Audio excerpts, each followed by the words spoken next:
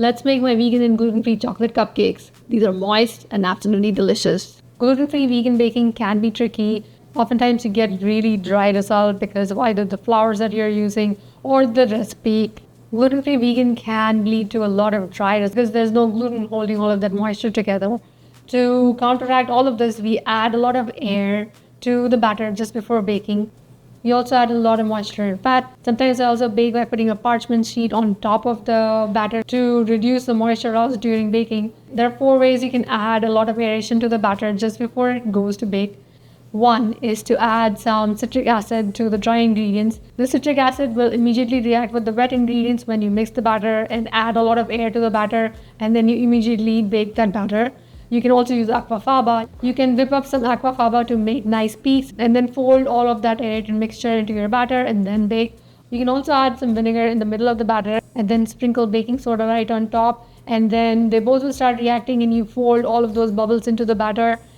And the third one is to add club soda or any fizzy drink and then fold that into the batter just before baking. I've tried aquafaba before.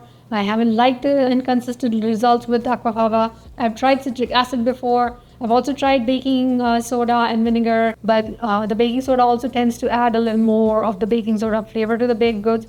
So my current favorite way of making gluten-free vegan baked goods is to use some kind of aerated drink or club soda in the batter.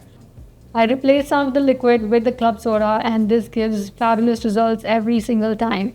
Today we are making a batter with some almond flour and potato starch and some non-dairy milk, oil and club soda, and making this really airy batter that we add to a mini muffin tin or a regular size muffin tin to get these really tall cupcakes.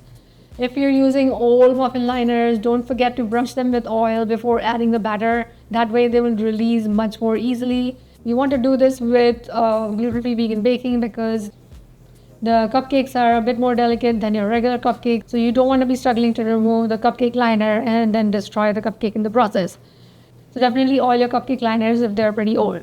To make the gluten-free chocolate cupcakes, just add almond flour, potato starch, oat flour, all of the rising ingredients and salt and cocoa powder and mix really well. Press and mix so that you can break all of the almond flour lumps as well as any lumps in the cocoa powder, and mix really well until it is a homogeneous mixture. Then add in your non-dairy milk and oil and then pour in a 1/3 cup of your club soda. Open the bottle just before using so that you get maximum aeration.